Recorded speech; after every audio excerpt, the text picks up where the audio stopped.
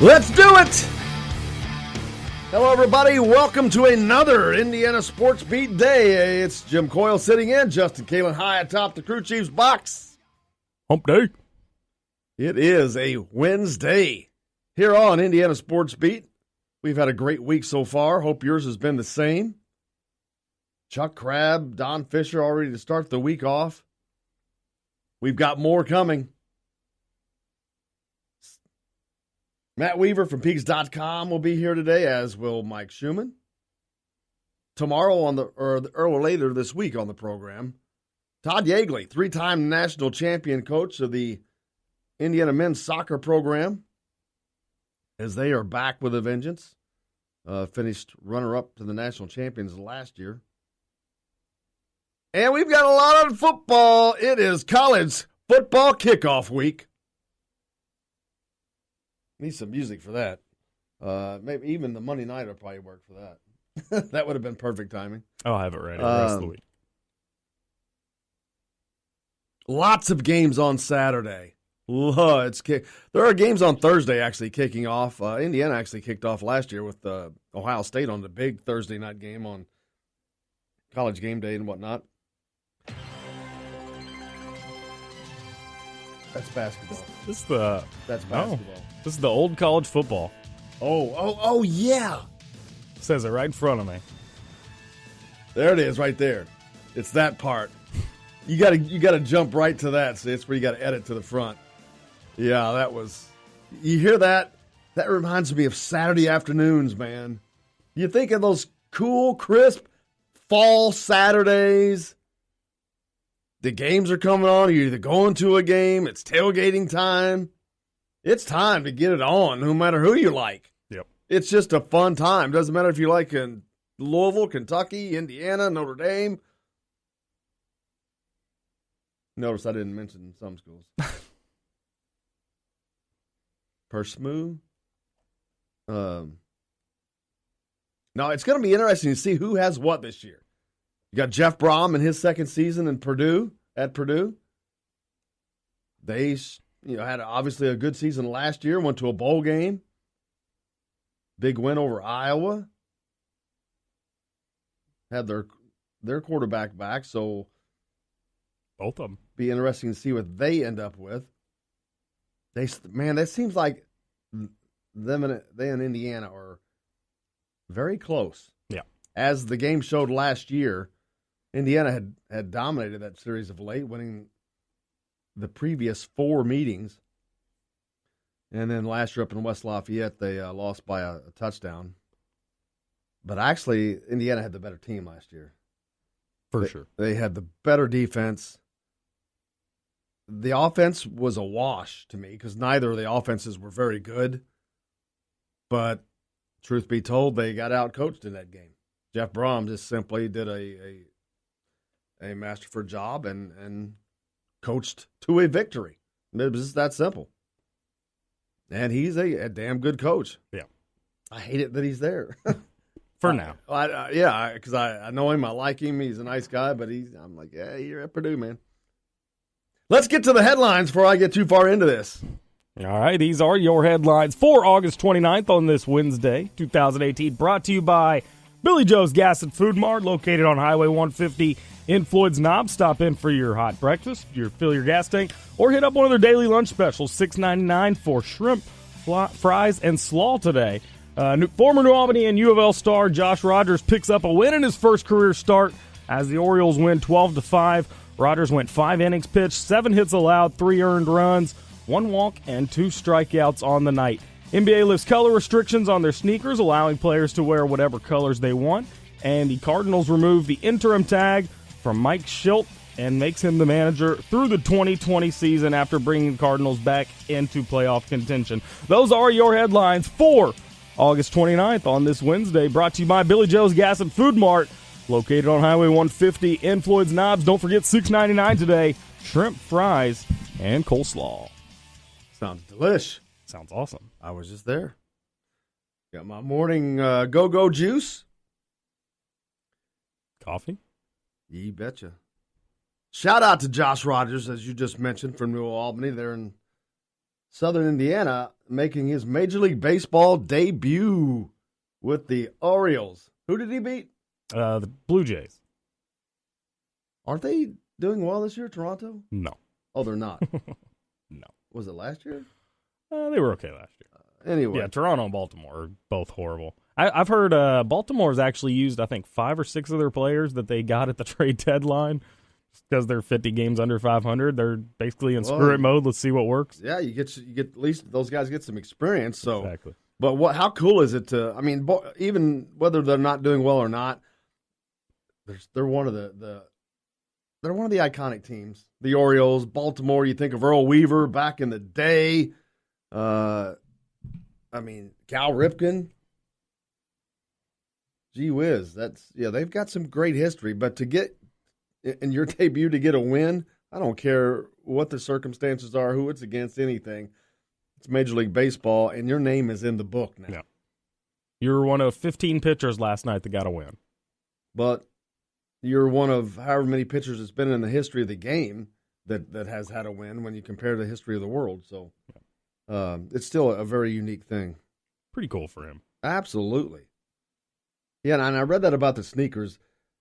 I guess the NBA games next year are going to look like a NASCAR race with all those different colors going up and down the floor. Oh, my gosh, it's going to be maddening. Because you know they're going to be trying to outdo each other. Oh, yeah. You're going to have LeBron in a yellow Lakers jersey wearing probably purple, black, orange, and purple. Yeah. And then who's going to be the first one that has lights on it before they're told they can't do that? Remember, the little kid shoes that light up when they hit the floor? Oh, yeah. Can you imagine that? Like little brake lights? I'm actually kind of hoping that comes to fruition. Oh, that would be wouldn't that fantastic. be great? Yeah. I want to be the first one to do that.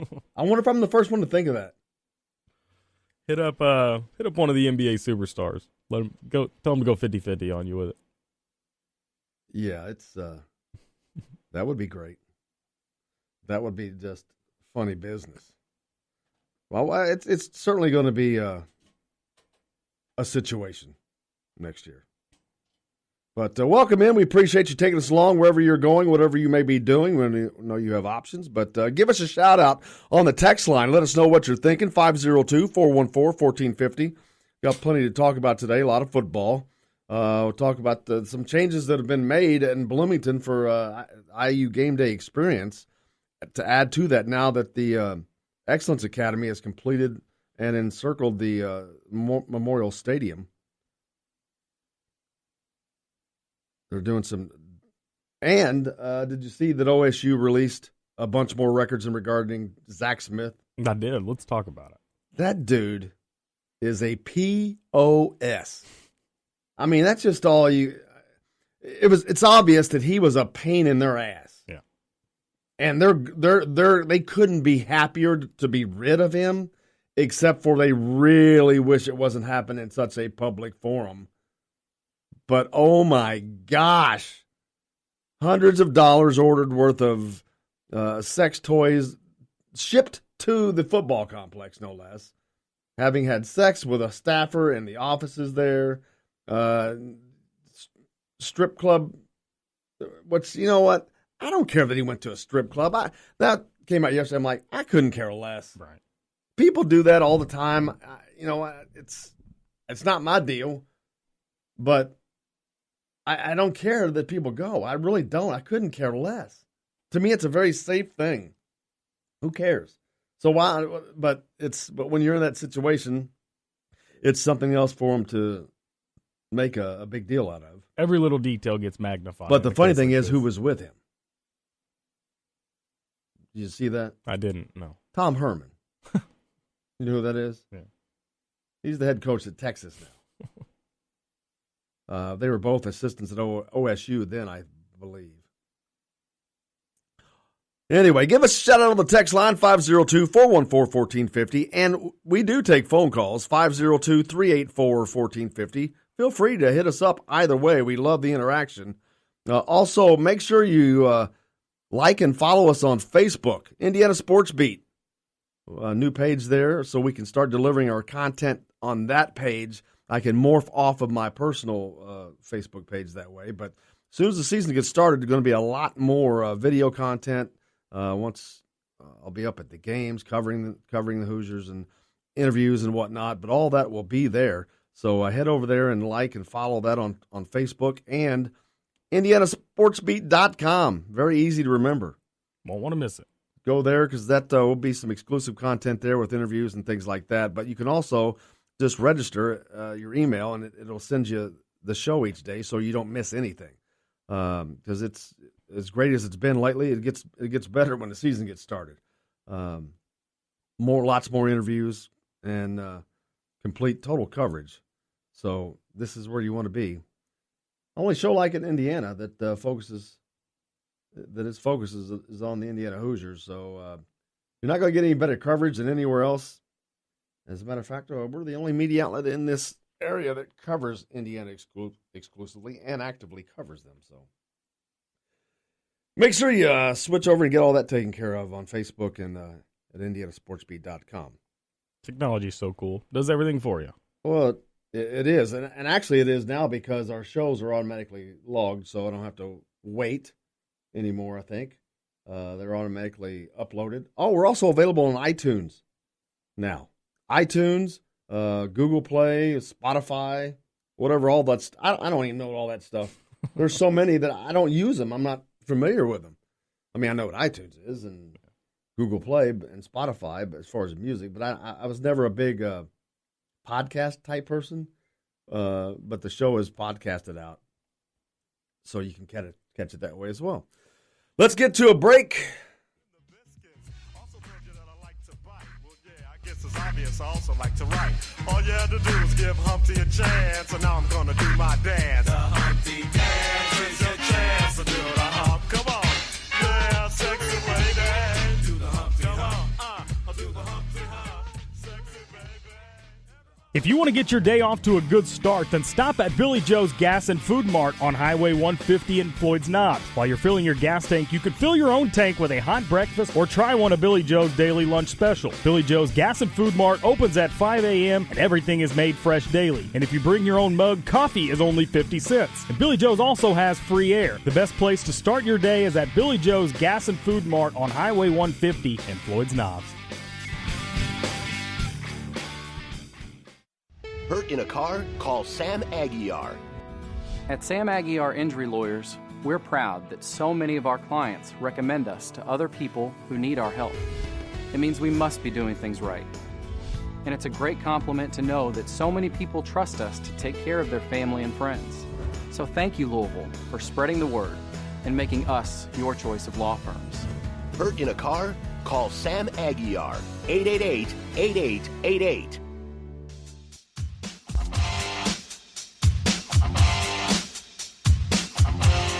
I dig it. Come on.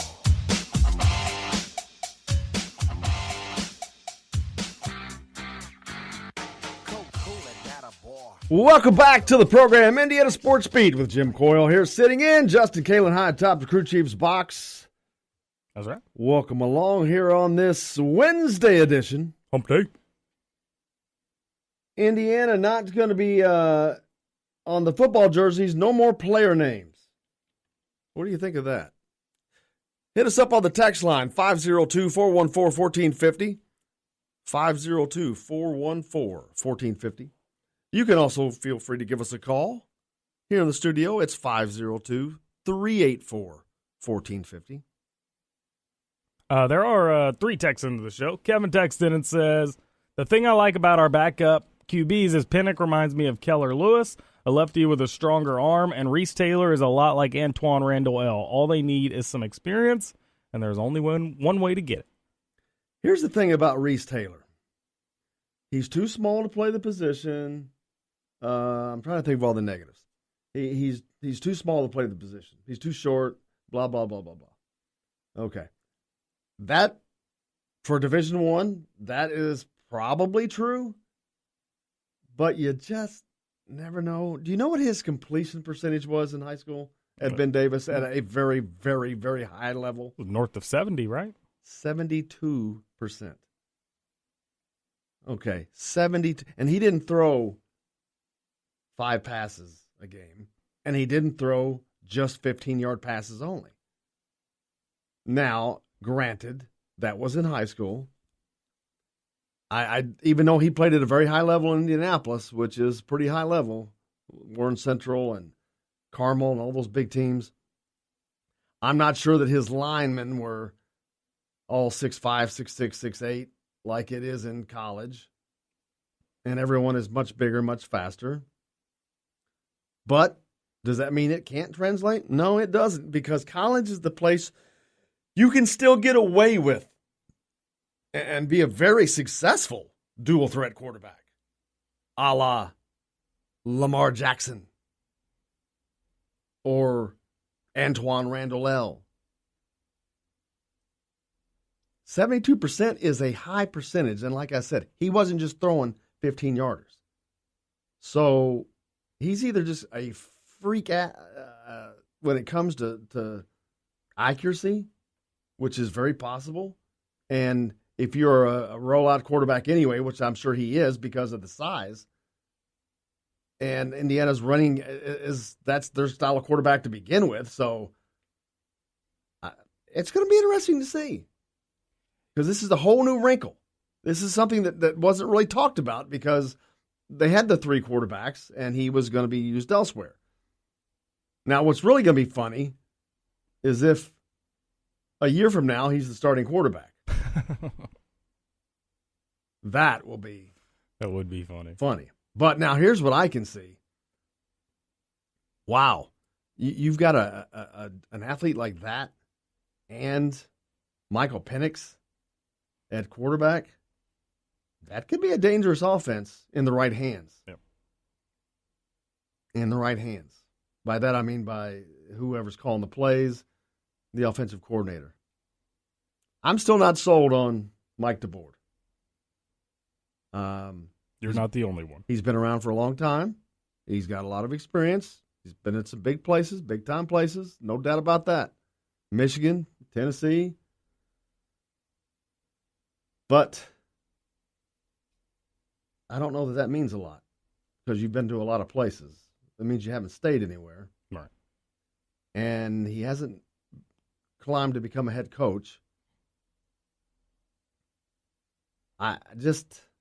No, at this point, he's too old to be a head coach. Right, probably. And I just don't know that he's ever really done anything. You know, his offenses have never really just done anything. At least with Kevin Wilson. I mean, forget the other stuff. From an offensive standpoint, Indiana was a juggernaut. Had they had Tom Allen then, wow, we would be talking about Indiana in a whole different light. Yep. You take it that defense that they had last year, one of the best in the country, the best on third downs, and you put them with a Kevin Wilson offense. Pretty good squad there. It would be damn good. Now, but you can forget about that. That's just wishing, blah, blah, blah. Right. Now they've got to do that here.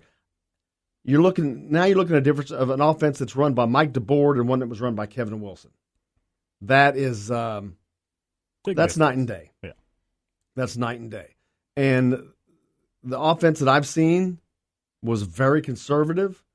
Now, granted, they didn't have the greatest in talent at quarterback, or at a lot of places on offense last year. They were young at running back, didn't really have a running game, and the quarterback situation didn't allow them to use some of the other resources that they had. This year's not the case. They have the tools. Even with Morgan Olsen gone. Yeah, absolutely. They have the tools. They've got a running game. They've got a great line. Supposedly an experienced quarterback. You've got wide receivers. It's going to be interesting to see this offense. How it. They're not going to show a lot this week. You're not going to show a lot against a team like that. The first game of the year. I wouldn't imagine they're going to save some stuff for conference play. But they have a tough game coming right back, the second game against Virginia. I kept thinking it was Ball State. It's actually Virginia. So if I've said that, I apologize. The second game, the first home game on September 8th, is against Virginia. See, I don't agree with that. I think the Ball State game is going to be more tough than the Virginia game. It might be, but why? Well, Virginia doesn't have much on their roster. Well, Coach has said it multiple times. He doesn't think you know, he has 13 players that can play in the ACC. Well, just because he said that. Last year after Indiana went down to Virginia and beat them, do you know what Virginia did? They went to Boise State and handed in the worst loss they had had in 16 years at home. Boise State, the Broncos. Yeah, Smurf turf. Hoosiers fired up the Hornets' nest. Well, they must have, because Virginia goes on the road and hands Boise State their worst home loss in 16 years. So they didn't beat some chump team in Virginia last year, and that was on the road. And that was bringing in Peyton Ramsey in the middle of the game. That was a good win. It should have been a good jump-starting win to a bowl-attending season, but things went south. Now, part of that is probably because Ramsey got hurt, and they had to go back to Richard Lago, which changes the offense entirely. But speaking of quarterbacks, Joker text in 502-414-1450 if you want to do the same. Did you see where USC and Nebraska will be starting a true freshman at quarterback? I did, and that brought to mind that Indiana has that opportunity. But just because they have a true freshman doesn't mean you have to use him. I mean, if I'm not there every day. If Ramsey is the best option, then he's the best option. It is not for me or anybody else who is not there every day to say otherwise. You could wish and want, but I want the best quarterback on the field for whatever team I am or I'm playing. I'm going to put my best player out there at the time. Now, that could change in 2 or 3 weeks. That may not be the same person. Growth and experience may change that. Maybe a couple games in, Penix is the starter. I think Joker commented on Facebook that he gives it 4 games before Penix is the starter. That would be the a road game against Rutgers, I believe. That would be the second Big Ten game. Michigan State is the 4th game of the season and first Big Ten game, and it's at home. But we'll see. Very possible. Yeah. And now, how and what and the packages are going to have to be greatly increased for Reese Taylor. You're going to see him on the field. Yep. He's too good. I mean, that was already a given. He's going to be playing. Now, are they hurting the defense by taking him off? I don't think so, because the secondary was already in great shape without him. You think there's a shot he plays both sides? No. No, I don't think they need him on defense. Right. The secondary is already in good shape. And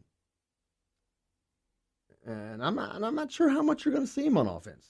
I mean, they may ramp up the packages with him now, since he's solely probably focusing on offense. See, that's the thing. Before, it was split allegiances, offense and defense. And now it's just going to be offense, I'd say. So they'll be putting more packages in, and you'll definitely be seeing him more. But you're going to see Michael Penix in Miami as well. Yeah.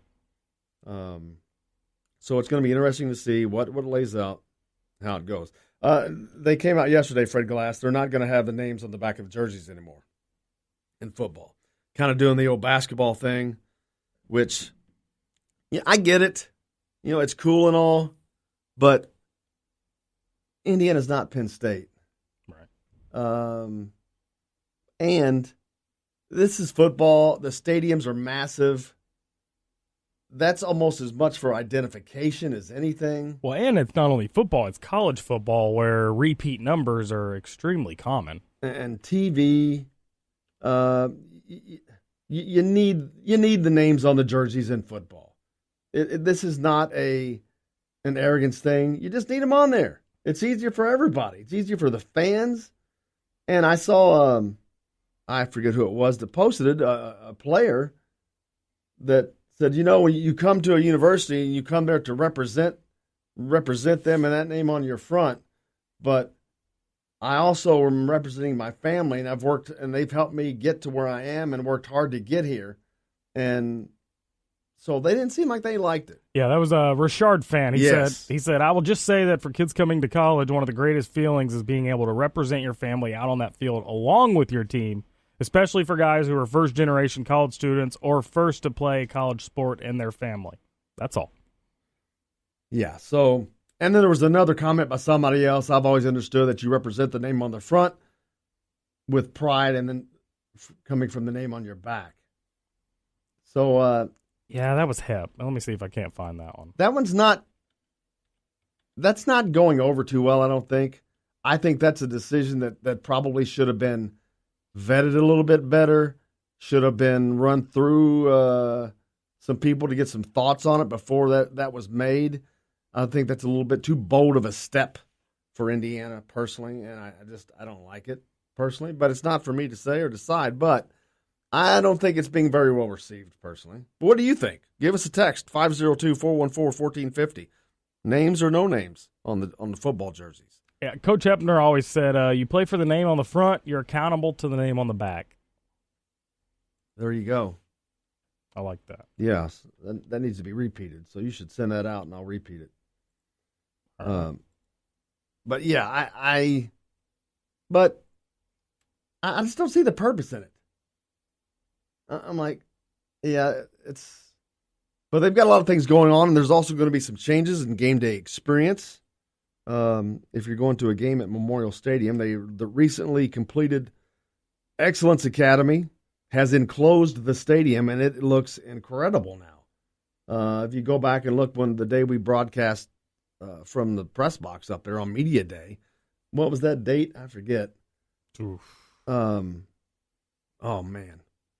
It's been a couple weeks back. We'll have to pull up that date, what that was, but you can see it from there. I took some photos from the press box, and it's changed the entire dynamic of that stadium.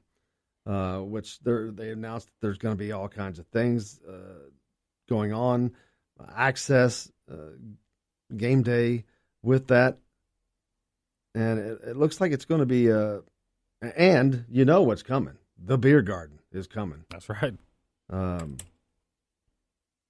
But there's that open space that's on top. I think there are suites below them on some of them.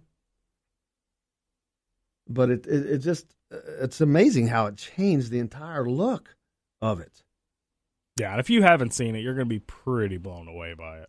And I bet even when we go back after when when you got people in it, it's going to be different. And I'm going to hear the sound. Yeah. Free Student Spirit Poster T-shirts. The first 1,000 students arriving in the IU student section will receive a free T-shirt mirroring that week's Spirit poster, a revered and expanded IU tradition. I have so many of those damn shirts. Do you really? Oh, my gosh. I didn't think they used to do them before. Oh, my gosh. They did them before every basketball game, every football game. Like, just the most ridiculous things, like beat the Bisons, or they're all so stupid, but I have so many of them. Well, we got the victory flag. After IU victory, the enormous IU victory flag will be raised by members of the Student Athletic Board on the college football's tallest flagpole in the southeast corner that's right there on the field. Now, it sounds like they're going to do that immediately. Yes, it's going. That is awesome. Going to. It's kind of copying the Cubs tradition, Yeah, but that's how it should be. But it's a cool thing. It's going to be done immediately on the field in front of the fans, so that is a unique thing. Also, there's going to be a Bill Mallory helmet sticker. IU will continue to honor former head coach Bill Mallory, who passed away on May 25th. A former friend of the show. We had him on just a few weeks before he passed. That was tragic. But a helmet sticker commemorating his tremendous impact on IU football, the men who played for him, and the Bloomington community. A two-time Big Ten Coach of the Year, Mallory is the program's all-time winningest coach and led the Hoosiers to 6 bowl berths in 8 years. Incredible. Yeah, that was a fun time. Will that ever happen again? Never say never, man. It happened before. It certainly can if they can get on a damn pattern and stay there.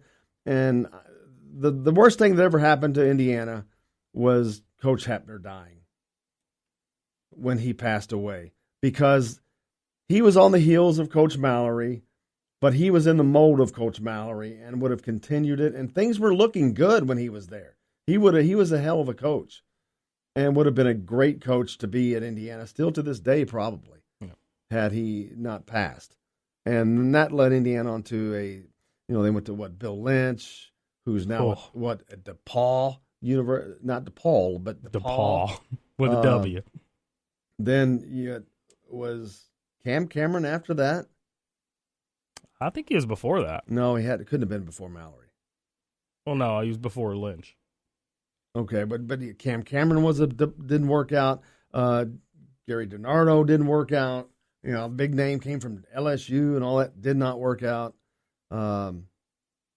Even Kevin Wilson didn't really work out. I mean, he had the offense as a high-flying offense, but it didn't matter when you don't play any defense and you're getting beat 52-50 and 48-46. I mean, it was like when Kentucky had the air raid and, daggone it. What was that quarterback? Tim Couch. Tim Couch. They were killing people with that.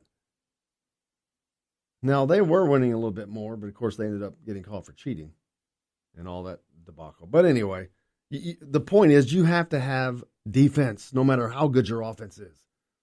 And to be, as a matter of fact, a great defense is better than a great offense. It's defense wins championships. That's the old mantra. But of course, I used the example yesterday of Peyton Manning with the Broncos a couple years ago. That's what won that Super Bowl. That entire season was their defense. He just managed the offense. He managed to keep them out of trouble, to score enough points to win. The defense kept everybody else off the board. You've got to have defense. Look at the difference it made when Tom Allen had that defense.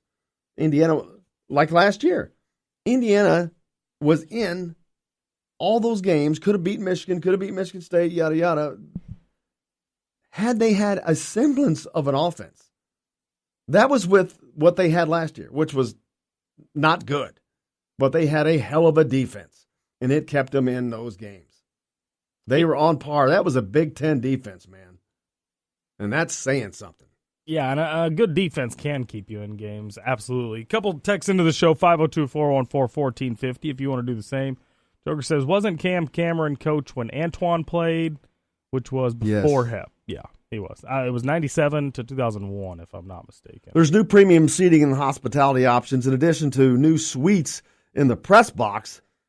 The Hinkey Hall of Champions will also add a new season ticket fan amenity through a club experience, including theater-style outdoor seating and inside access to all exclusive food and beverage, big screen TVs, and the like. Ritzy, getting spiffed up. I like it. Another text in. Kevin says, I want the names on the backs, and don't overlook our first opponent. We had to come from behind in the fourth quarter the last time we played them, and they have key players back except for the quarterback. And they have a better coach. Actually, I think the last two times Indiana's played FIU, they've been trailing going into the fourth quarter. And they have a better coach. Yeah, certainly. And it's Florida. They're going to be chock full of athletes. Yeah. Butch Davis, the coach of Florida International now. There's also improved accessibility to Memorial Stadium for the fans with disabilities, including 4 ADA-compliant view platforms in that new area. So it's going to be a very, very cool thing. Oh, they're going to have food trucks. Nice. To provide additional fun food options on the IU Athletic Campus on game days, food trucks will be located in Memorial. It says in Memorial Stadium, but free beverage refills will be provided for all who buy the special souvenir cup at stadium concession stands. That's a great deal if you want to drink, man. Absolutely. Drink. But see, the thing is, they're so big. You get one of those down, I'm done. And a big $9 cup. Yeah, they are huge. Be some photo ops. Yeah, I think you can get food trucks in Memorial Stadium. I don't think that's an issue. Where in the hell are you going to put them, dude? It's enclosed now. The west side? Inside the stadium? Yeah, where it's all nice and tall. Well, why the hell would you have a food truck inside the stadium? Well, there's no concessions, right? Oh, you're talking about out on the like where the elevators are. Yeah. You can make it work right there. there. Yeah. I thought you meant like inside the stadium. No. I was like, what? Yeah. But they've also got all kinds of stuff. So it's going to be fun. Fun. And we'll be up there doing some live broadcasting as well. Probably do some tailgating stuff with Bubba's. But we'll be back with more. Thanks a lot for going along with us here on Indiana Sports Beat today. We've got Matt Weaver from Peaks.com and Michael Schumann from the Daily Hoosier. All that and more coming up here on Indiana Sports Beat. To rock around, that's right, on time is tricky.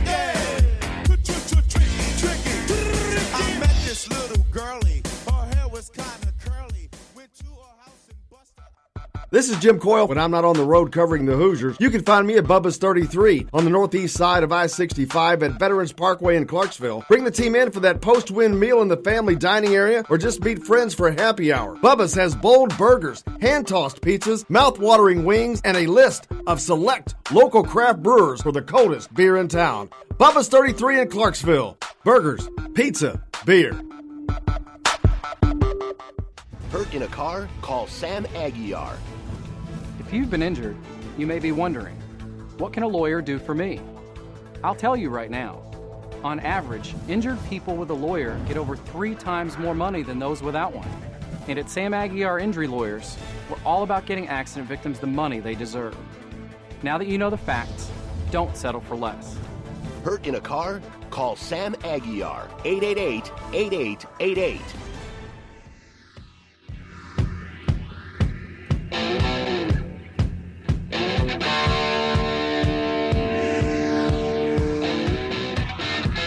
Welcome back to Indiana Sports Beat with Jim Coyle here on Big X Sports Radio. Justin Kalen high top the crew chief's box, keeping us rolling. That's right. It is Wednesday. Justin missed that one. Hump day. Sorry. But we're halfway through, and we are halfway through the college football kickoff week. Coming up this Saturday, game day, baby. The official IU watch party for Indiana Sports Beat at Bubba's 33 in Clarksville. Of course, there'll be games all day long, starting at noon. Michigan and Notre Dame play. I don't even know who all plays, but Got Auburn and Washington. oh man, some great games all day long up there.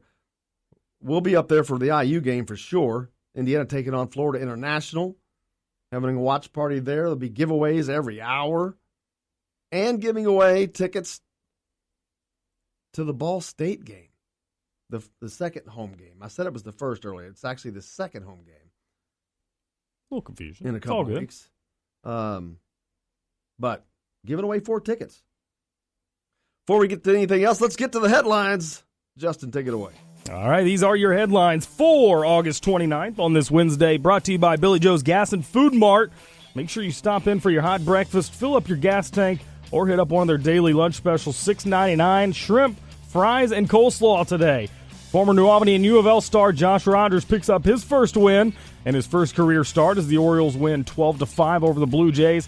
5 innings pitched, 7 hits allowed, 3 earned runs allowed, 1 walk, and 2 strikeouts for Josh Rogers on the night. NBA lifts the color restrictions on sneakers, allowing players to wear whatever colors they want.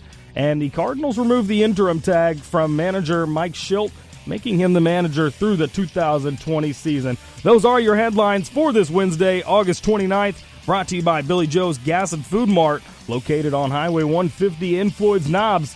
Don't forget about your lunch special today, $6.99, shrimp, fries, and coleslaw. little shrimp and fries. I like shrimp. Love shrimp. Love me some seafood. College football getting off. I am so ready for football, man. It is time. We've been teased with some NFL preseason games, which it's all right. But Nah, preseason sucks. well, it does. But I mean, as far as nothing. But man, the great thing about college is it just comes in, boom. There's no preseason. It's just boom, and you're off and running. And usually with some good games. Yep. Thursday night, I know Michigan State's taking on Northwestern as they open Big Ten play. No, Purdue. Oh, Purdue. Yeah. Michigan State plays Friday. Yeah. Purdue Utah's- plays Northwestern Thursday, kicking off Big Ten play. First game of the year. Last year, Indiana had Ohio State to kick it off. But Friday, Michigan State has a game. Wisconsin plays on Friday as well. Oh, really? Yep. Who are they playing? Western Kentucky. Oh, wow. And then Saturday, a whole slate of games. Like Justin mentioned, Auburn and Washington. There's Notre Dame and Michigan. And, of course, Indiana taking on Florida International. And that's at 7 o'clock kickoff. They are in South Florida. And then later on that night, Louisville is taking on Alabama in Orlando. You've also got Miami and LSU playing on Saturday.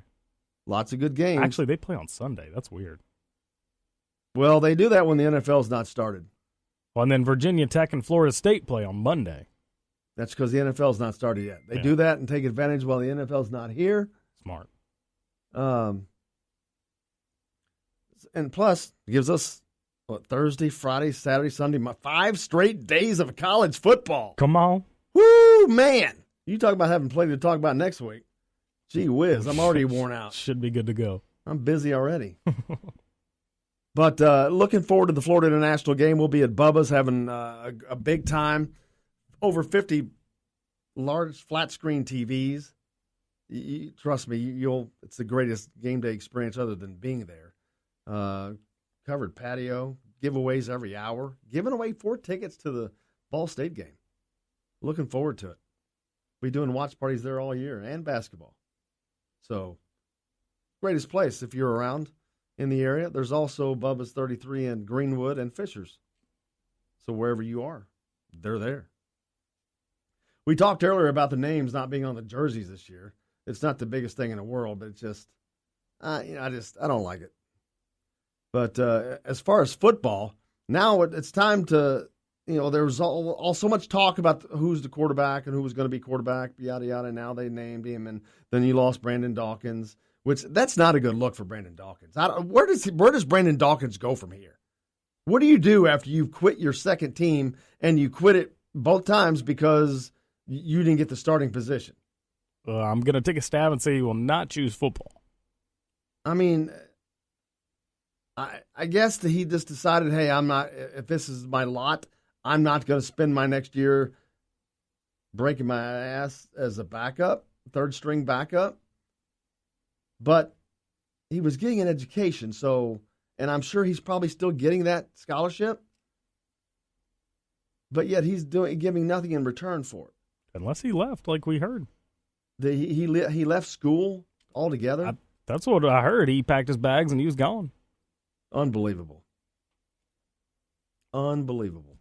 Tim T texts in, 502-414-1450 if you want to do the same. Thanks, Tim. Said, I have not heard any response from Armand Franklin's visit. Have you guys? We talked to Drew Davis on Monday, and he had no direct knowledge from Drew from Pigs.com, but that he had heard it went well. Nothing earth-shattering. But I haven't heard anything of specifics. No, and I haven't. I'll be honest with you, I haven't really. We've been doing so much football this week that it kind of got lost in the shuffle a little bit. And he's not the highest of high profiles, so I guess it wasn't as high on the list. Well, another. So sorry, Tim. We'll talk to Drew again. Probably either on Friday or sometime soon. So we'll get you an update, Tim. Another high-profile point guard in the news last night, Trey Mann commits. Oh, did he? Going to Florida. Really? But he's from the Villages, Florida, so I wasn't particularly surprised by that. Yeah. Kind of a name Indiana got on a little bit too late. Yeah. But you can never go wrong with playing in Florida because you're playing in Florida. Say no more. I mean, truth be told, I don't care what sport you're playing. Even if you're playing a sport that's inside like basketball, guess what? When it's over, walk outside. Yeah. You're in Florida. Every morning when you got to go to practice at 4:30 in the morning, you're in Florida. You're in Florida. You get to smell the ocean and be in the warm. Exactly. So I'm not gonna crack on anybody for going to Gainesville. Although, you know what? They had a great 2-year run, but other than that, they haven't done anything. They had a 2-year run where they had this run of great players, Joakim Noah and all that, and the coach in place, and that was it. They're a blip. They're a blip on the screen. So it happens when you take away Billy Donovan. Yeah, but that's what I'm saying. He wasn't there before. They were just a blip. They were just a blip on the screen. They're not a. That's not a. They do okay, but they. But you're in Florida. Say it again. So, yeah, the guard thing's going to get interesting for Indiana. You've still got the 2 Indiana guards, and Armand Franklin that was just mentioned. Well, it's like Drew said on Monday, bringing a point guard in this class isn't all that imperative. I mean, it seems like it would be, but looking forward into next year for Indiana basketball, you're going to be okay if you don't bring a point guard in this year. You've got two solid ones at least already in Devontae Green and Rob Finney. And you had a guy like Al Durham. I was going to say, and Al Durham is probably going to be the same. He really had he took care of the ball very well in the beginning of the year last year. So, yeah, I mean, I think they're fine. What do you have, 13 assists before his first turnover? A lot, and a lot of minutes played before his first turnover was the big thing. So yeah, we'll see. Not a lot going on there. Joker texts in and says he thinks the only way Dawkins plays now is to step down to D2. Well, he's right, because that's the only way he can become eligible without waiting another year, and I don't see that happening. But I don't know what his end game is. I saw someone posted something about, if he wants to go to the next level. He's not going to the next level. He's not a next level quarterback. No. But if you can't win the job at Indiana, you're not going to the NFL. You lost the starting job at Arizona and Indiana, and he's going to the next level? Not. Canadian Football League, maybe. Seriously. Or, NFL Europe or something. Kevin texts in once again and says, I think Newman and Franklin are visiting Purdue this week, and if they go there, it wouldn't surprise me. Speaking of Newman, did you hear he's moving back to Indiana? I did not. Really? He's leaving Montverde. I guess his mom's health is deteriorating, so he wants to come home, be closer to her. Is he going back to Valpo? I think so, yeah. Coming back. So does that make him re-eligible for the All-Star and Mr. Basketball Award? Yeah, should, yeah. He never played for Montverde, so I don't see why I would. Yeah, that's cool. Well, it's good to have him back. I hate that the reason is, though, that his mother is sick. So our best wishes go along to them. Let's take a break. When we come back, who are we talking to? Mike Schumann. Mike Schumann's up. All right, I couldn't remember who was when. All on Indiana Sports Beat with Jim Coyle here. We'll be right back with more.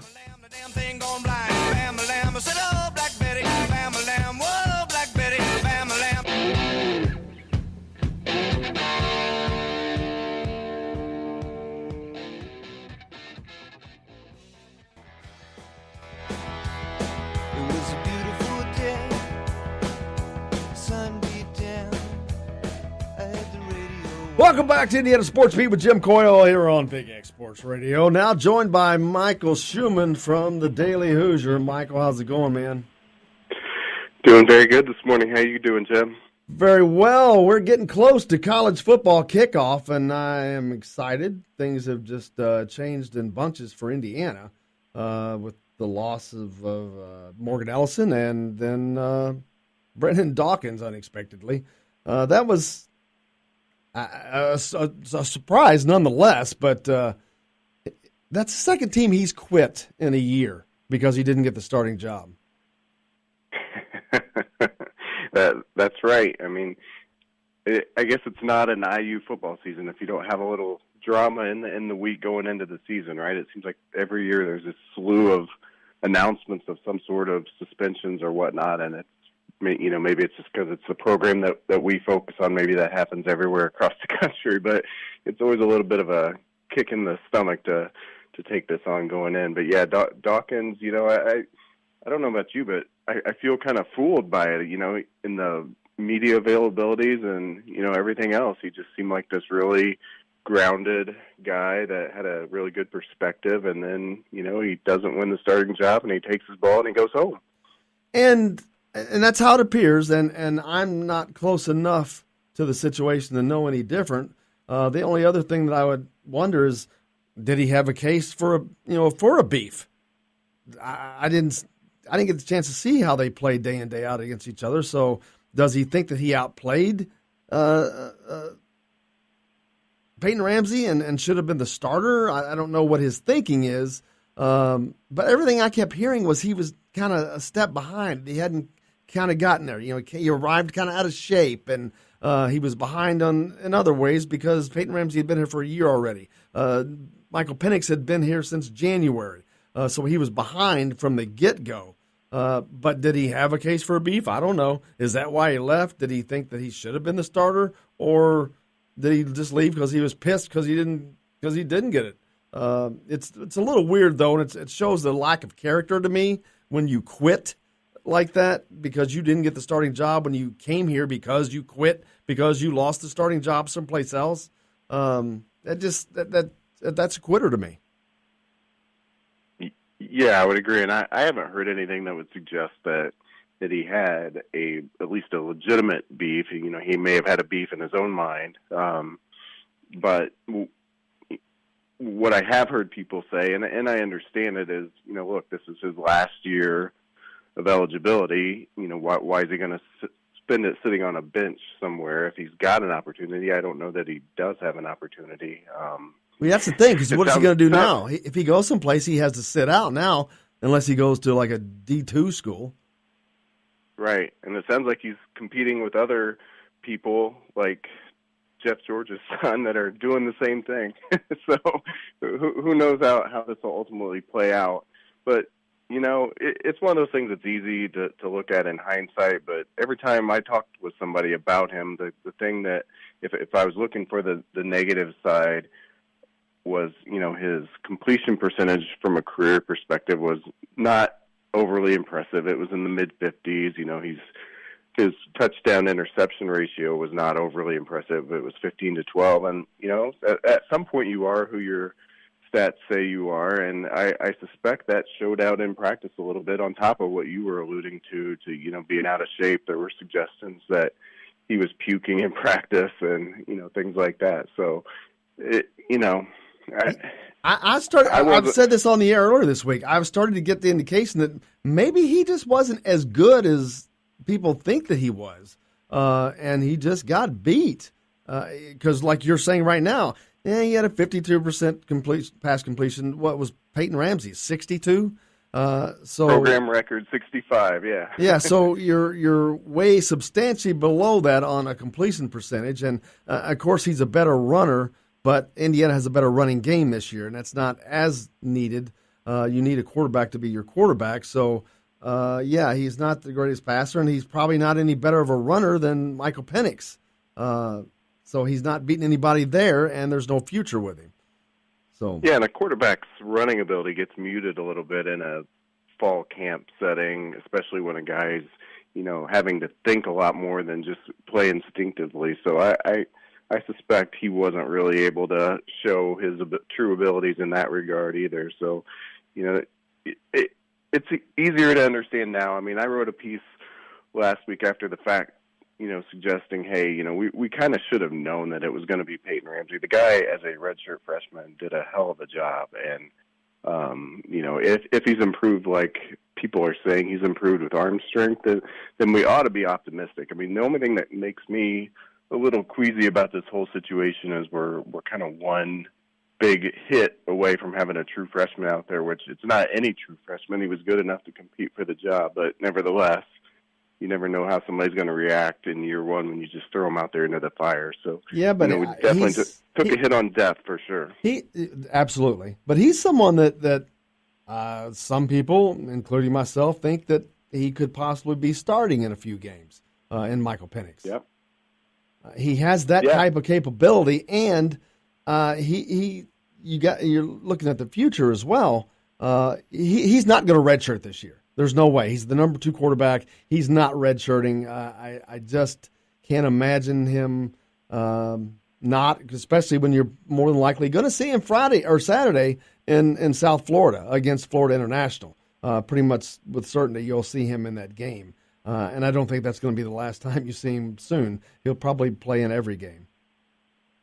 Yeah, no, Allen has said that he's going to be out there in some capacity on Saturday, although it's not a rotation, which I'm relieved of that. I can't stand the official quarterback rotation. I don't think I've ever seen a team that worked real well for. But if he comes out in certain situations and can make some splash plays, I'm all for it. But, you know, to your point, we certainly haven't seen the last of Michael Penix. I think, you know, this was just year one of the QB competition, with him being a true freshman, Ramsey being a redshirt sophomore. You know, it's going to be several years of this if they both stick around throughout their eligibility. So people better buckle up, because I think it's going to be really interesting, because Penix seems to be the one that everybody's most enthusiastic about, that's really seen him on an everyday basis.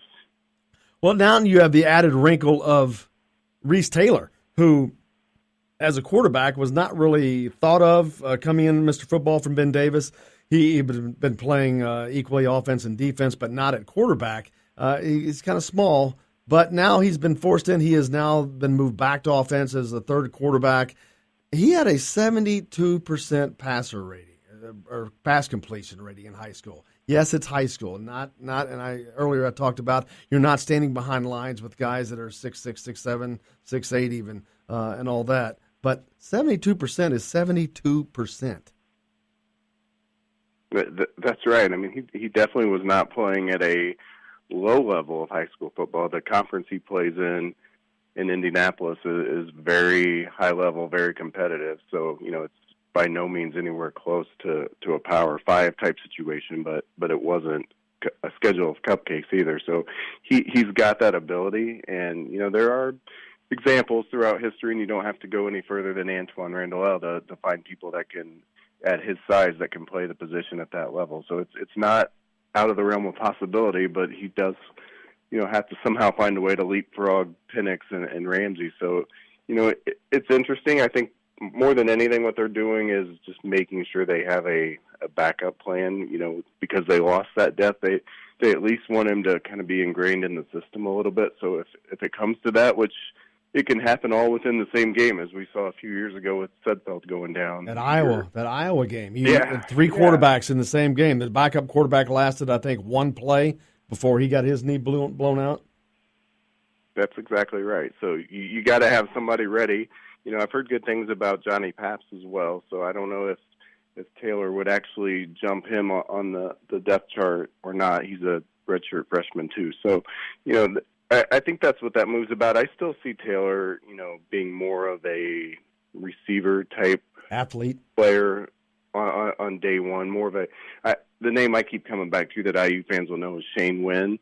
A guy that just makes big splash plays, whether it's getting the ball in the open field or reverse or whatever the case. Well, they can also use him in a wildcat formation type of deal too. Yep, absolutely. I mean, the coaches love him. You don't often hear about coaches glowing about the character and personality traits of a freshman, but Tom Allen has been effusive about the things he's seeing from Reese Taylor. So it's I think people can expect big things. Talking with Michael Schumann from the Daily Hoosier, and it gives them another option. I talked about bringing him in a wildcat setting. It's just another option to give opposing defenses headaches, because you go from Peyton Ramsey to Michael Penix to Reese Taylor. Those are three very different looks right there. Absolutely, and I wouldn't be surprised at all if he gets on people's scouting report and just bringing him on the field, mixes up defenses. They're going to all of a sudden see number 2 go out there, and they're going to think, we got to keep an eye on him, and it's just not even really in the game plan. So there's a lot of different things you can do with a guy like that. So it's definitely a good option to have, especially with playmakers like Morgan Ellison and Dawkins out of the picture. Mike, Justin Kalen here. Got a text into the show, 502-414-1450 if you want to do the same. This Joe said he likes the throwback Fighting Hoosiers Buffalo logo Jim put on Facebook. IU football ought to bring the Buffalo back. We went to the Rose Bowl with it back in the 60s. Maybe it'll change our look. Well, if they could dress a few Buffalo on the line, it would certainly help. Sure. That's for sure. But, yeah, thanks a lot for that text. We appreciate it. Yeah, that was a cool look. Switching gears a little bit, basketball. Armand Franklin was in Bloomington for a visit over the weekend. Haven't heard a lot about that. Yeah, no, I would agree. I was trying to talk to him. I think other people were as well, and I think what I've heard is that he kind of just said, you know what, until he does this Purdue visit that he's doing this weekend, kind of had a back-to-back there with IU and Purdue. I think he wants to just kind of, not talk to anybody, go through the process and see where he stands, which, going into the IU visit, people were saying he's probably leaning Purdue, and if you want to try to be optimistic about things, the fact that he didn't come out saying anything out of IU, and he wants to have the Purdue visit. Maybe IU moved the needle there, and he's just kind of viewing it as a 50-50 type thing, at least going into Purdue. And that would be the optimistic take. The other side of it is, he's probably just wants to be left alone, wants to think, wants to talk to his family, and not have media driving him nuts for the next couple of weeks. And once it's all said and done, he'll come out with a fresh perspective of having gone through what people are saying are his two primary schools. He's still got Xavier on his list, but haven't heard too much in that regard. I think people are saying IU and Purdue are kind of the roughly 50-50 finalist here, and that's as an IU fan, I don't know how you feel. I always laugh to myself when I hear players that are potentially coming into our program, coming down to IU and Purdue. It's like, how is that possible? But their perspective is completely different than ours. Well, and if he's looking for playing time, Purdue is probably going to be his best option. Indiana's a loaded program, and they're going to continue to be. And I also wonder, how bad does Indiana – I don't know how bad Indiana wants him, and I don't mean to say that they don't, but I don't know how badly. He is up on the want list, I guess I should say. So, but he'll be behind a whole lot of guys at Indiana, that's for certain. And Purdue has already lost a lot, and they'll be losing more. So they have probably better opportunity for playing at Purdue than Indiana. Unfortunately, probably not going to be a wise choice. Yeah, the interesting thing about his Purdue visit is he's going to be up there at the same time as another in-state guy, Brandon Newman. They're taking that visit together this weekend. They were also AAU teammates over the spring and summer. People have said that they don't think that they would play together, but I do agree with your point that Purdue lacks depth going forward at the guard position. So that if they wanted to play together, it wouldn't be a bad landing spot for them. So that'll definitely be interesting to watch. I think after this weekend, you could maybe start to see some of these guys that we've been talking about for months and months and months start to make some moves. Yeah, I think that we'll definitely see some guys starting to commit after this weekend, just so they can get out of it. Michael Schumann from Daily Hoosier, appreciate you as always, man. All right, guys, thank you. Look forward to it. Michael Schumann from Daily Hoosier. We'll be back with more here on Indiana Sports Beat. Matt Weaver, from Pigs.com's up next. Stay tuned. We'll be right back.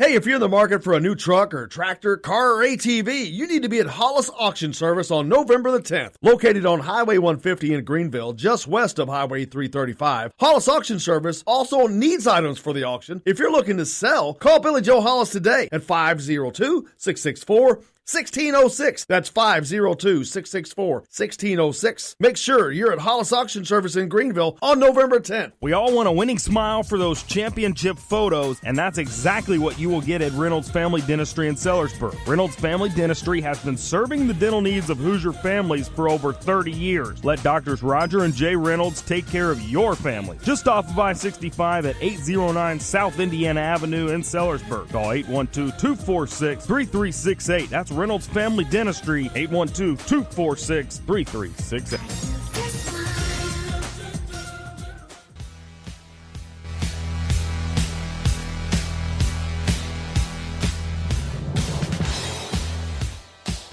All right, welcome back to the program. Indiana Sports Beat with Jim Coyle here. Matt Weaver from Pigs.com joins us now, the football guru for Pigs. Matthew, how are you, sir? I'm doing okay. How are you guys doing? Can't complain. We're up and at it. It's a great week. Weather's been good, and college football is days away. Getting excited for the kickoff this weekend. A lot of games on Thursday, or some games on Thursday and Friday. But Saturday, everything gets down, and especially for Indiana. They are in South Florida and Miami taking on Florida International. That kickoff is at 7 on Saturday. And right now, unless there's any more changes for Indiana, they know what they have going into that game. This is a non-conference game, but this is a team coached by Butch Davis. They went 8-4 or 5 last year. This is not an easy gimme. No, and say what you want about Butch Davis has had obviously some issues off the field when it comes to the NCAA, but he's a heck of a coach. I mean, he's coached at big programs. He's coached in the NFL. He knows what he's doing. So they're going to be well coached. Probably with a lot of teams like this, they're probably not going to be the biggest team Indiana faces, but they're going to probably be really fast. A lot of Florida kids, especially those South Florida kids. I mean, they can run really well. They have to replace some guys, quarterback. They had a good quarterback last year. They got a transfer in from I believe Bowling Green. Looks like he'll be the starter. Running backs are back. I think all their offensive line is back. Their defense was hit pretty hard by graduation losses, but their D line looks like it could be a pretty good test. So it's going to be. It's not a gimme. I mean, I think it's a game that Indiana comes out and doesn't make any big mistakes, plays their game. I think they come away with a win. But it's definitely a game that if you go down there and you're not ready to play, it could get kind of nerve-wracking late in that fourth quarter. Talking with Matt Weaver from Pigs.com. Will Indiana be distracted going down there? They've had a lot of stuff happen this week. You lost your quarterback, who was a big prominent name, and then also lost your starting lead running back as well. Well, I mean, I think with start with the Brandon Dawkins situation. You're talking about a guy who's pretty new. I mean, it seemed like he had been welcomed and by the players and everything. But they were probably still kind of getting to know him. He'd only been here since the 1st of June, so it's only been a couple months. I'm sure it's a little bit of a shock, but it'd be different if it was like a Peyton Ramsey who did it, who was really ingrained in the team. With Ellison, there's no probably really great timing for when a guy leaves, and this was less than ideal. But I think it was, they found out about 10 days before the game is when it was announced, 9 or 10 days. So at least, once you get into game week, prep week, you know who you got. If it would have happened like today instead of last Wednesday, yeah, then I think it could have been a little bit different because you're obviously a couple days into prep, and he's been out there taking reps with I'm guessing the first team. So that would make it a little bit, you have to try to change midstream. This way, at least you get to start the prep week knowing what you got, who you got, and who you can roll with. Tom Allen has already pretty much prefaced the fact that we will probably be seeing Michael Penix in this game, which means he'll be playing for most of the year, I would imagine now. But also you've got Reese Taylor on that side of the ball completely now, and not at quarterback, I don't expect. But do you think they could get – I know they already had some packages, but some packages in that you'll see him on the offensive side of the ball in that first game? Yeah, and I think right now they have moved Reese to quarterback. Now, I don't. He's probably not even anywhere close up to speed with the offense. I mean, he was doing some things, but it was at a different position. And obviously, you're not learning every play like you are at quarterback. You're learning whatever plays you're in on. But I think as the season goes on, I can see that happening. I mean, I think he was going to play and getting games anyways, just because he's just so dynamic. I mean, he gives them something.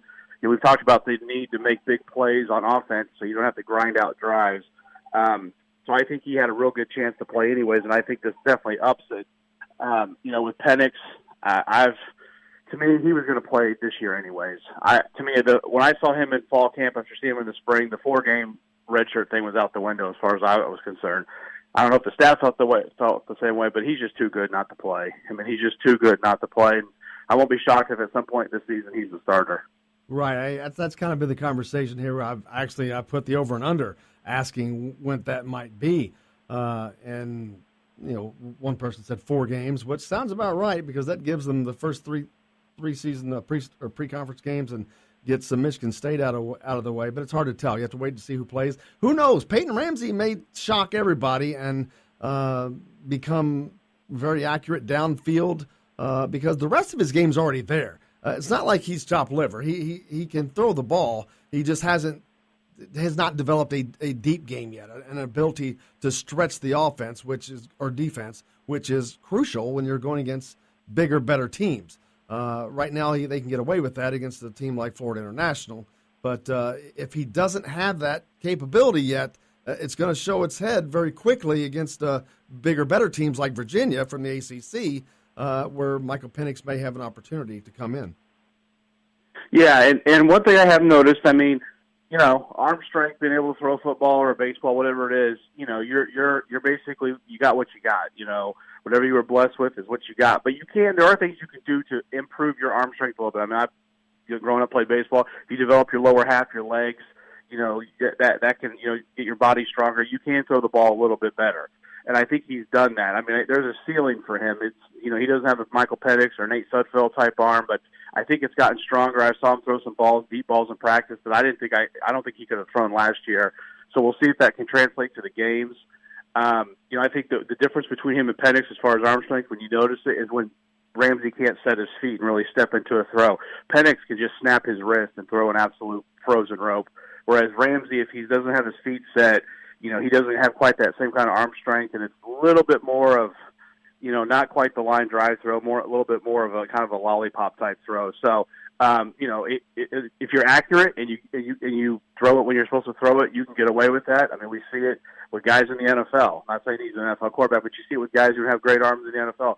But you really got to be on top of your game. You can't throw balls late or off target, because more than likely they're going to get picked against, like you said, the bigger teams at this in the Big Ten. Talking with Matt Weaver from Pigs.com. What's the difference between starting for Michael Penix and not starting over Peyton Ramsey? And you've seen him as much as anybody in practice. In your mind, what do you think is the thing that's keeping him from starting over Ramsey? To me, I think it's the youth and inexperience.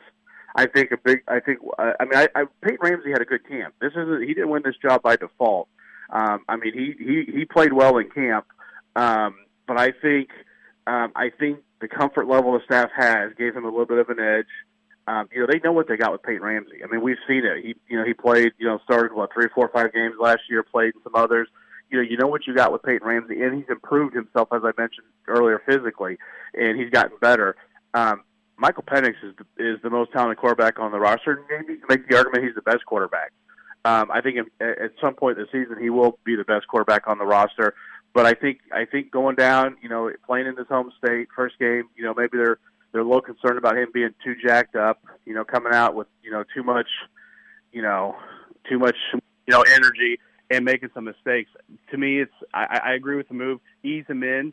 Let him see the game from the sideline for a quarter or two, and then ease him in the game and see what he does. But to me, that's the biggest thing. It's just the lack of experience. I think that gave Ramsey a big advantage on him in this battle. And with that being the case, how long would it take for him to get up to speed? We've got these other guys at USC, I forget the other school, that were a true freshman is starting. They have already announced that a true freshman. Nebraska, they're going to have a true freshman starting quarterback. How many games would it take for him to get that the experience needed, or is that to be determined? Well, I think it's a little bit to be determined, but, if you put him out there, I don't know what their plan is on Saturday, but you put him out there in the second or third quarter or whatever it may be, and he plays really, really well, that might be enough for them to see it. I mean, maybe they just want to see it, against a Division I football team, other than seeing it, on their practice field. They know what he can do on the practice field against their team. How can he do it? How does he do it against a team he's not familiar with? He's never obviously played against, in an environment he's never played in. Maybe that'll be enough for him. I don't know. It's hard to say, but I mean, like I said, I think at some point this season, you're over under. I would go with around 4 or 5 games would be my guess. I think he's going to be really, really hard to keep off the field as a starter. Talking with Matt Weaver from Pigs.com. What does the Indiana offense look like with Mike Penix in there as opposed to having Peyton Ramsey in there? Well, I think it's going to be really similar, but I think what Penix gives you, and I kind of talked about it, that maybe Ramsey doesn't, is with that arm, you can really get some chunk plays. Now, I'm not saying you can't do that with Ramsey, but it's just more, in the first scrimmage, Ramsey came out. I wasn't there, but I heard some bits and pieces. Ramsey came out. Team went down the offensive end of the field. It was like a 13, 14-play drive. They scored a touchdown. Penix goes in. Third play, he hits Walt Philyor for a 60-yard touchdown. That's the difference. I mean, and those 14-play drives are great, but in college football at any level, I mean, up here, You hear the Colts talking all the time. We got to get chunk plays. We got to get big plays. You have to get chunk plays. It's too hard to go 10-plus plays and score all the time. Sometimes you got to get those 30, 40, 50-yard plays. Maybe not a touchdown, but it gets you from like your 30 to the other team's 20, something like that, where you get a big part of the field in one play. And Penix gives you that ability. Now, I think Ramsey, with the weapons, with a Wap, with a Westbrook, with some of the guys at running back, if you can make a 15-yard pass and get them in space, they can get you the next 20 or 30 yards.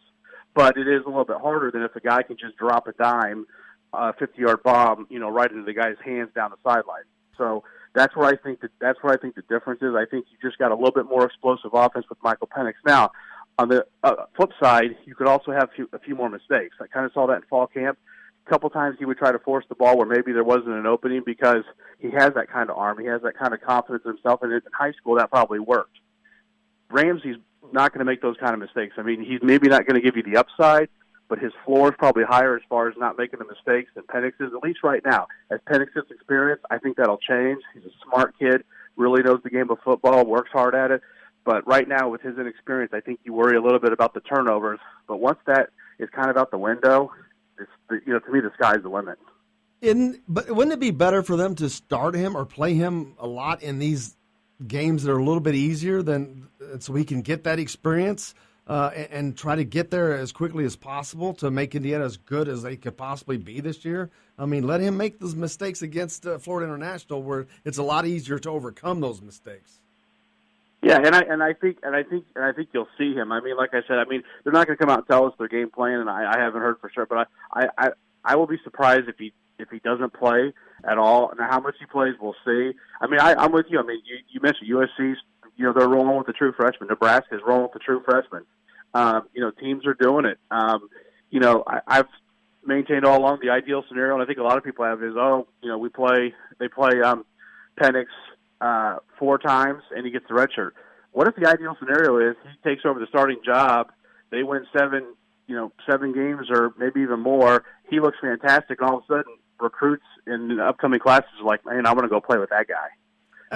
That to me is the ideal scenario. Because Absolutely. If he's exciting and he's what everybody thinks he can be, what we've seen on the practice field, it not only does it help your team, it helps your perception. I mean, now when you go out and you're talking to offensive players, even defensive players want to play with good offensive players because it helps them.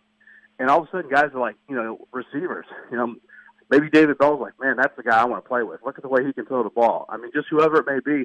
To me, that's the ideal scenario. The ideal scenario is Michael Penix wins the job at some point this year, takes over the job, and he has a great season, and he looks like a guy who could be an all-conference or possibly potential All-America type player, because I think he has that ability. We'll see if it happens, but that to me is ideal. He takes over, and your program for the next 3 or 4 years is in really good hands at quarterback.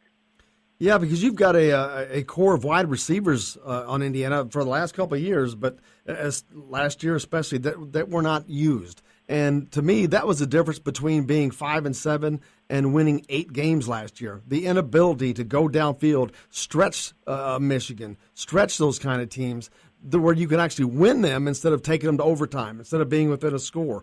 Those are games they could have won. Purdue, they could have won those games had they had that ability, but they didn't. And you've got the receivers, but you got to get them the ball to do that. But that also opens up your offense, opens up your running game. It does so much more, but they have to have every component of that offense to be successful. Yeah, and like you said, when you don't stretch the field, teams don't fear you going deep on them over the top. They can cheat those safeties up, and it really hurts your running game, even if you have a mobile quarterback. I mean, I don't care how good your offensive line is and how good your quarterback and running back are at running the ball. If you're facing, 7, 8 guys in the box and you've got 5 blockers, it's going to be tough to run. Especially when you're playing Michigan. That's why I say those drives where you have to go 10 plays, it's against Michigan's defense, which is just ridiculously good. Ohio State's got a good defense. Penn State will have good defensive players. Michigan State. It's too hard. I mean, it's just too hard to do that all the time. It's going to be too hard to do that all the time at Florida International. Indiana has the more talented team, but it's going to be hard to go 10 plays every single time. You got to get some chunk plays. You got to get some plays, like I said, that kind of flip the field where you go from your, -20 to you're at the +20 for them. you're in their red zone in 1 or 2 plays. I mean, that's the kind of stuff you have to have, and the coaches have talked about it. They know they have to. They've got the guys who can do it. Walt Phillier has been fantastic. I mean, you get that guy in space, and he's gone. Nick Westbrook's the guy we've seen can do that. I mean, I think they've got other weapons. Cole Guest, if you get him in space. They've got guys who can do that, but you got to have the guy that can get the ball to him. I think Penix is the best guy at doing that. I think Ramsey can, but he hasn't. He didn't show it last year, as you mentioned.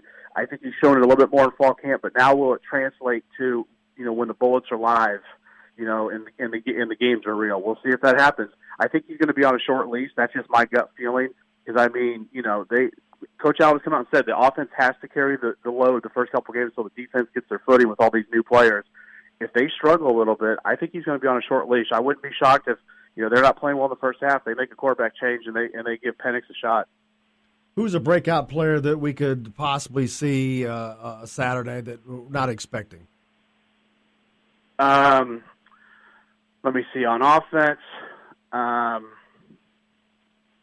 You know what? I'm going to go with Peyton Hendershot, the tight end.